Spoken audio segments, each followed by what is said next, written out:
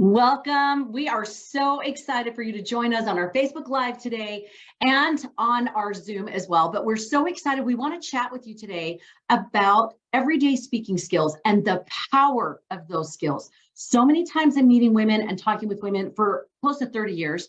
And a lot of times they feel hesitant to use their voice, or they feel like they don't know how to step up or speak up. So they'd rather not say anything because they don't want someone to think that they're not smart or that they don't know what they're talking about.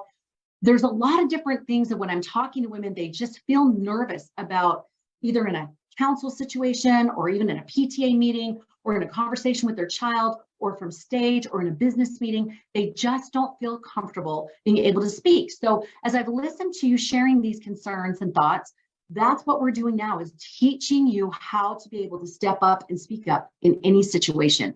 And that, of course, is what we're doing in our Speaker a Day event. It's just happening on February 25th. So we thought we'd give you a little kind of a sneak peek of what can speaking skills do for you. And I just want to start it out with Ashlee and Ardice, who are DTL, Disciple Thought Leader alumni.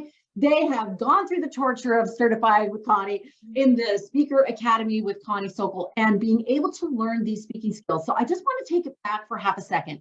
Did you ladies ever feel that way? Did you ever feel like in a situation you maybe struggled a little bit to know how to speak up or even to gather your thoughts when you were asked to speak or any of those kinds of things? Ashlee, do you want to speak to that? Sure. I've always wanted to be a speaker. So for me, I've kind of always gone down that path of trying to speak. But I realized early on that the best way to practice speaking is to start speaking, which can sound kind of scary. But when I look back over the past couple of years, even just from where I had started, I had like a paper, a stack of notes, and my entire talk that I would take around with me. But now the more that I practice and the more that I've done it, the better I've got I can do it without notes. And so I feel like it's a matter of just starting, of getting your toes wet and getting out there, even if it's just you want to be able to stand up and give a talk in sacrament meeting. Like, or maybe you just are presenting at a Relief Society event, or maybe it's at your school and you have a PTA assignment that you have to present for. Maybe it's having wonderful conversations, with your neighbor. You want to be able to get through that without stumbling over your words. Or maybe you have a little side business and you have to get on a webinar or a Facebook Live like this one. I think the best way to do that is just to start doing it and to just jump in, host that Facebook Live, go have that conversation with a neighbor, stand up, volunteer to be that speaker at the PTA, and just start doing it. Because I feel like that's what I did at first. And of course, it's rocky in the beginning. That's very much expected. But if you're making mistakes and you're learning along the path, then you're doing it right. Then you're actually making progress. You can learn from those mistakes. And then at the next PTA event or whatever it is, you're going to be that much more prepared. Oh, it's so true. I look back at talks from like 20 years ago, and it's like 8 pages. Ladies, like I literally fire hose those women in 50 minutes. And you know how fast I talk? Can you imagine? No wonder sometimes those old ladies like came out of there like this, like, oh my word. Learn so much about how to more effectively streamline and how to share it more effectively so that people can better receive it. And isn't that why we share a message? We want people to better receive that message. Ardice, any thoughts from you? I love what Ashlee shared, and I would say, everybody's path and the reason why they speak is unique and different. Like you said, Connie, it might be in a sacrament meeting, it might be a lesson, it might be even speaking for your child in an IEP, things like that you have to speak up. And I feel like it's really been a journey, and that's part of the development of the art, right? It's an art and a craft. And I think that it has to be genuine and it has to come from us. I've been in those PTA meetings, and when the first time you can tell a parent is like trying to raise their hand and say something for the first time, but their message is genuine. And I think if your message is genuine, people will listen, their ears will open and they will listen. It doesn't matter if you stumble through it. It's that you're speaking up and being proud of, like, you have a message to share, to learn and teach and to learn from other people. So I feel like a genuine message, start doing it like what Ashlee said, and then start honing in those skills so that you can reach out to that audience you're really trying to connect to. I love that. In fact, I was just, as you ladies were talking, I was thinking of other situations, sitting in a doctor's office. How many times have you been like, you're just being conveyor belted through and you have questions and they're moving you through so fast that you're like, and then you just feel shut down. Or even when you're getting your hair cut and you feel like you can't tell the stylist exactly what you want and you're trying, I think, and then snip and it's too late, right? So these speaking skills really do come into play in so many different ways. I want to speak to what you were saying, Ardice, right there. When you start, we get that concept, get the why, be genuine. Okay, I'm gonna open my mouth, I'm gonna speak up. It is helpful to have tools of how to speak up effectively. It gains more respect, you're more succinct, and you have more power in what you're sharing when you can say the message in a way, like I said, that can be better received. So out of the speaking tools that you learned, especially in the certification and things like that, what were some that stood out to you that helped you to step up and speak up better than what you had done before? Is there anything that comes to mind? Do you want to go first, Ardice, this time? Sure, I'm happy to. I mean, one of the things that I really was an awareness that we all do it very naturally is we tell stories. You know, we are all naturally tell stories from history we learn stories from each other with a girlfriend or stories from your children, and just honing in that skill and tapping into the power of storytelling and how to tell it effectively to get that message across and to share was like life-changing. It's kind of like everybody was doing it anyways all around me and I just didn't realize it. And then I was like, oh my gosh, we all tell stories, right? And then to realize to better my story, what do I need to do?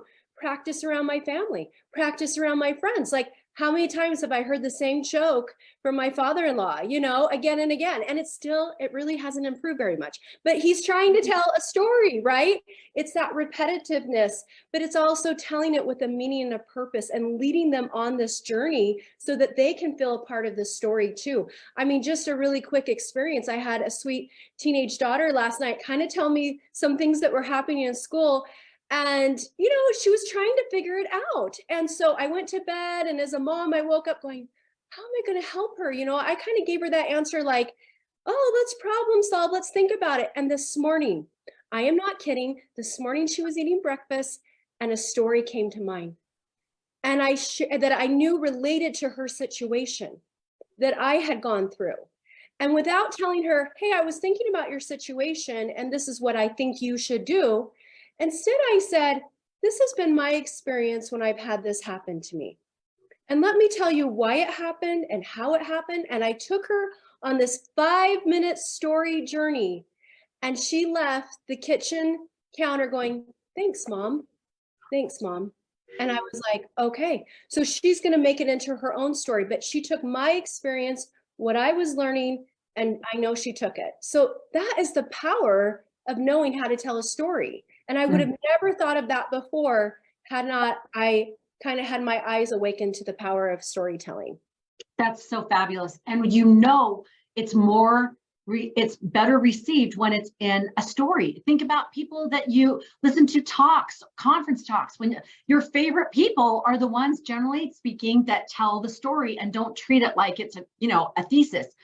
That's so powerful. And then effectively telling the story. You know, we have a joke in our family of when someone's going off on, if you start telling the story like, was it Pine Road or was it Oak Road? Maybe it was Walnut Road, right? And it's like, there was a mollusk, from Finding Nemo, where it's like, that's our joke, is there was a mollusk, but like, just get to it, right? I like, you're losing me.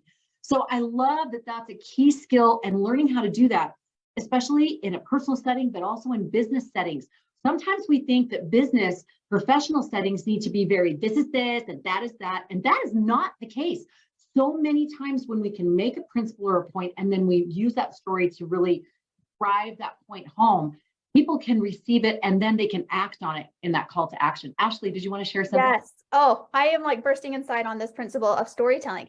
So I had just read in this book, I actually grabbed it, I had read a story about a man who was an executive at Chase Bank, and he was giving a keynote for United Way, which is a company that's based here in Utah. They do service all over the country. They do charitable work.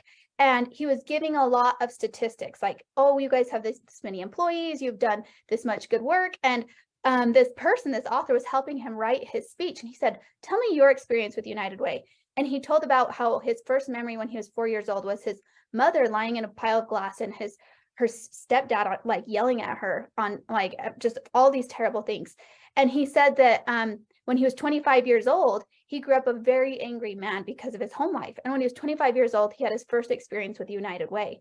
And they taught him how to become a man, how to control his anger. They gave him wonderful life principles to become the man he is today, which is a family man, an executive. And he taught this man, Carmine Gallo, he said, okay, scrap your presentation, tell that story, because they were doing a fundraiser for United Way, trying to get donations from the audience. And they had record-breaking donations when he told that story about United Way. And I was just at a fundraiser for the Children's Justice Center in St. George, and they were trying to elicit donations from the audience. They didn't share one story.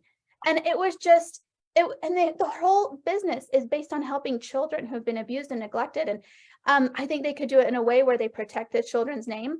And I looked at my husband, I said, I think I need to go talk to the person who putting on this event and tell them the importance of storytelling for their fundraising, because they're trying to build a new building and they're trying to get X amount of dollars. And I don't know. I was just like, oh my gosh, they don't know. They don't know the power of storytelling, even at these big business events. Okay, reach out to them and we'll give them a free ticket. Have them come to Speaker in a Day, because seriously, those kids, now you can see the impact, because the donations that could have helped, and all the energy that went to putting that night together, and then to miss such a key point. Oh, I was dying inside, dying. I really was, because I knew the key and they didn't have the key. So there's businesses or things out there like that just don't have the tools, but they don't know. You just have to learn them. And you can, and that's the beauty. That is such, and if you know anything about me, you know anything about what we do in the DTL, the Disciple Thought Leadership Group, we are absolutely core passionate about helping women learn these skills of how to step up and speak up, just like President Russell M. Nelson has said, where to make things happen, we need women who can execute things. We need women who can teach fearlessly, who can step up and speak up no matter where about anything that is true, that will help something be able to be up-leveled and move someone or something forward. And it's so key, whether it's in your home or it's in a workplace, wherever it might be. That's why it's so vital to get these skills. And like we said, we're going to be teaching these in Speaker in a Day. If you want to check it out, we would love to have you come. We still kept the early bird discount by request. And we also have an influencer rate that's cheaper than that. If you want to share about our event, you can get the ticket even less expensive. We're trying to make it so it's very feasible for people to come and get this high value content. I can promise you that when you come, you will not show up the same way in life. Just like they were saying, when you know these skills, you shift the way you talk, the way you think, the way you approach things, and the way you share a message, whatever that message might be. So we invite you to check it out if that's something that you're resonating with and feeling something about.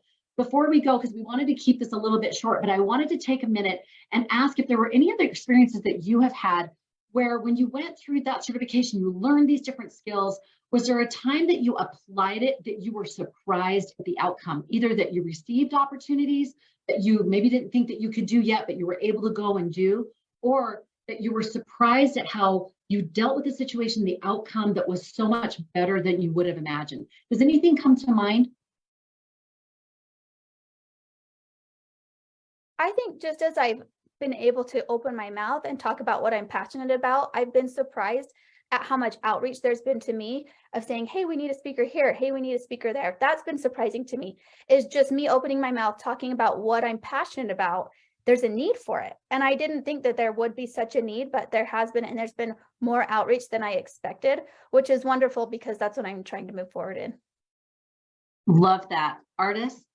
I would say that I think the outcome is just real connection with whoever I'm sharing my presentation with, or whoever I'm speaking to, that connection with my audience. Even if the audience is just my daughter across the table, or audience is a couple of women in, an assembly hall, there still is that need for connection and that awareness. And had I not gone through that speaker track, I would not have had the tools of how to lead them. I mean, recently I went to a conference and spoke, and I brought my teenage daughter with me, and she's pretty savvy, and she started picking up. She's like, oh, she did this too soon, or, oh, that was good.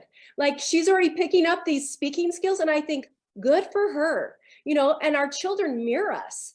And I feel like I want her to be an even more powerful speaker, and all my girls more than I am, because that's what we want, right? The best for our children to pass on. But we've got to develop those skills. We have to be able to do that. to teach them by example what we're doing.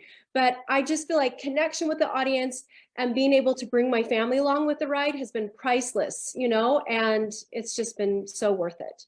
I absolutely echo what you said. I know that one of my daughters particularly did not want to speak. Like, she would not give primary talk. She would like throw herself down or whatever. Like, it was not helpful. And then I would take her to go to my book signings or things like that. And I would teach her how to talk with someone. But a lot of it she got by just watching what I was doing.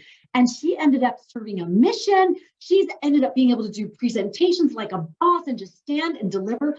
And this helps our young adults as well so much.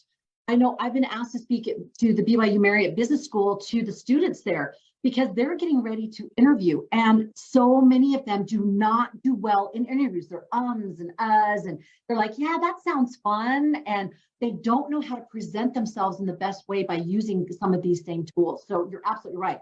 I love some different comments that we've had. Wileen said, I have attended those events alluding to what Ashlee said, and the stories are really what generate the emotional connection to the cause. And isn't that the reason why we're speaking?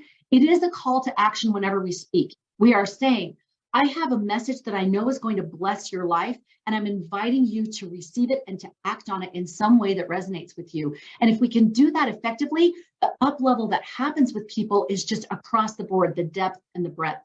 I know another lady said, storytelling is so powerful. It's an art that is being lost. And I love how speaking in this way is keeping it alive. And then cute Tina Larson asked, when is the next certification?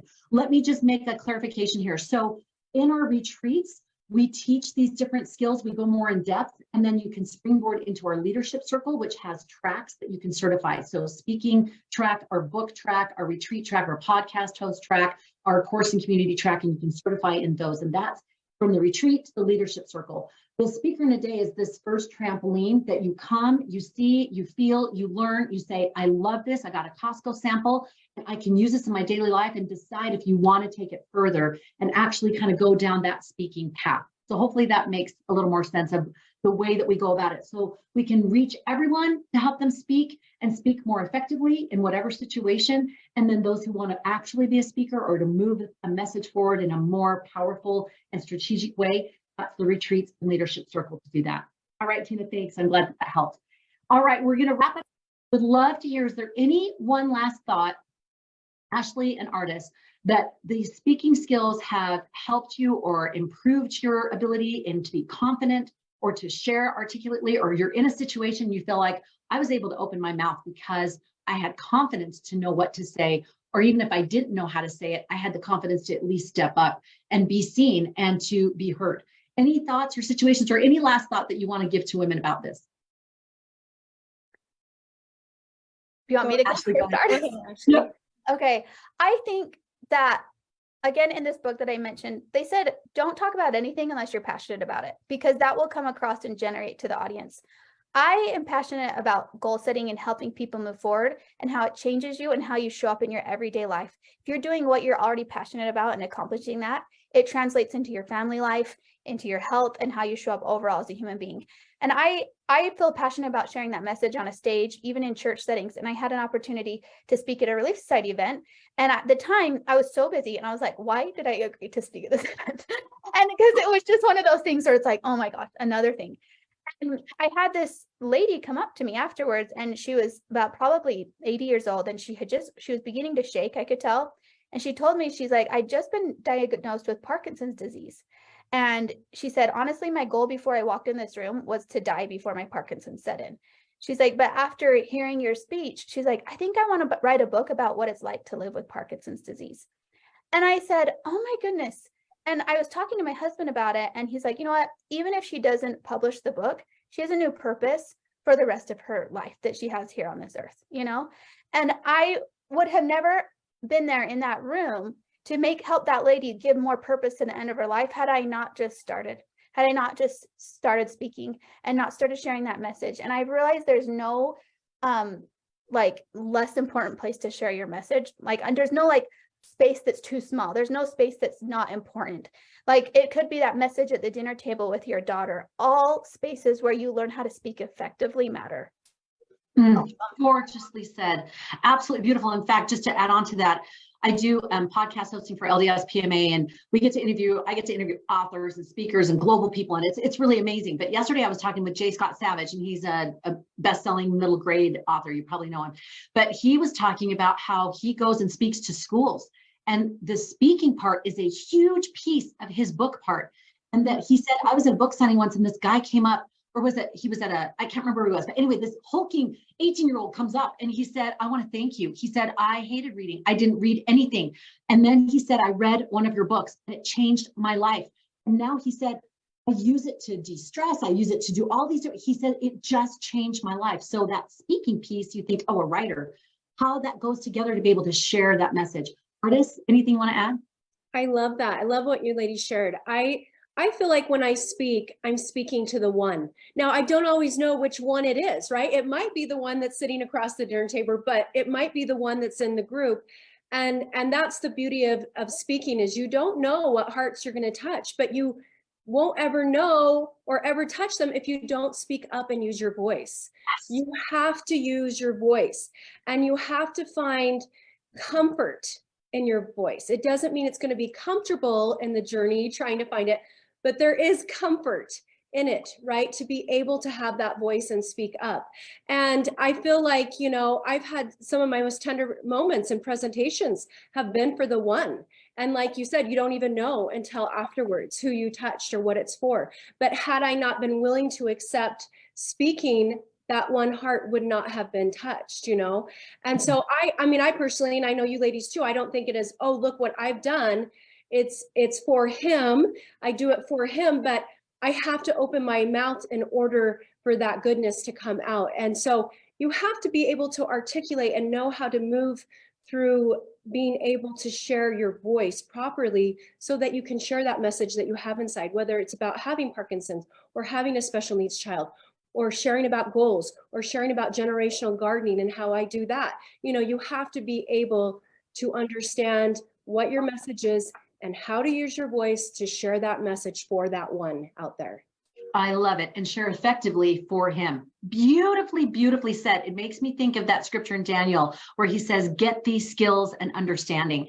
So we can share it at this level, and that's what we're asked to do. But how much more effective can we be when we know a few skills and a few tools that make it so that we can be used in a variety of situations and even more effectively? And just to wrap up, I love this. Tina Larson said, Ashlee Stratton, your speaking brought me here and inspired me to take the plunge. Oh, there you go. You're oh my goodness. One. Ladies, that this makes is me happy. Pure joy today. And of course, just seeing my dear friends and the colleagues in our speaking, our DTL ways. I know that Ardice is helping women and families connect through healing families through generational gardening. And Ashlee is helping women being able to deal with burnout personally and professionally. It's beautiful to see that you ladies are moving these things forward, and we all have our thread in the eternal tapestry. And as we use these speaking skills, we actually add to that beauty, the color, and the depth, and the effectiveness of the use of it. So thank you, ladies, for being with us today so much. Love you. Thank you. Thank you. Love you. And thank you all for joining us, and those that will watch this later. And again, we invite you, if this is resonating with you, I really do feel like one of those days like, but I do. If you feel it, then check out our speaker in a day. There's still that early bird discount. And like I said, we have an influencer discount. If you want to share about our event, then we can give you an even bigger discount for that. But we'd love to see you there. This is the joy and passion that we have, is teaching women, and the beauty of that moment. Sorry, when that light bulb goes on and that woman feels different and she's like, wow, I get it. And they walk taller and they show up different and they speak differently with that confidence and clarity and able to connect with whoever it is that they're talking with. It shifts you. And that's why we're passionate about what we do. So thanks for joining us today. Love you, ladies. Mwah.